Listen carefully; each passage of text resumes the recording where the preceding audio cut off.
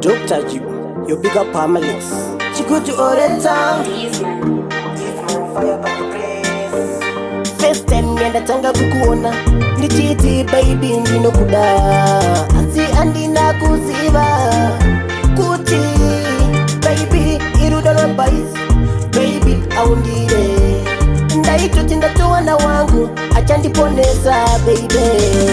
Moyo wako wakauma sidombo. Moyo wako wakauma sidombo baby. Moyo wako wakauma sidombo. Kutotinganganganga baby. Moyo wako wakauma sidombo. Moyo wako wakauma sidombo baby. Moyo wako wakauma sidombo. Kutotinganganganga baby girl bati usadaro shua. Kutambane moyo wangu. Ndachokupa pete zangu. Oti andisi wako. Atine iko rudo luchidaiso. Munu wa unenge uchida ndiye anokuwatisa. Moyo wako wakauma sidombo.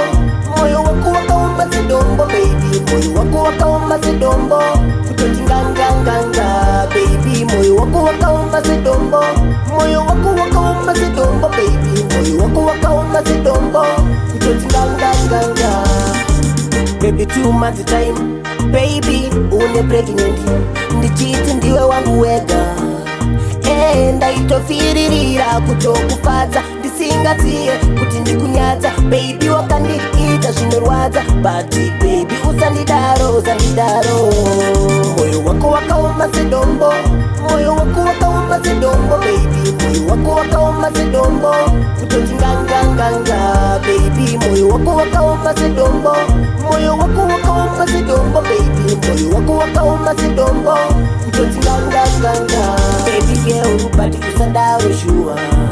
Kutambane moyo wangu. Ndachokupa pete zangu. Oti andisi wako. Atine iko rudo luchidaiso. Munu wa unenge uchida ndiye anokuwatisa. Moyo wako wakauma sidombo. Moyo wako wakauma sidombo baby. Moyo wako wakauma sidombo. Kutotinganganganga baby. Moyo wako wakauma sidombo. Moyo wako wakauma sidombo baby. Moyo wako wakauma sidombo. Kutotinganganganga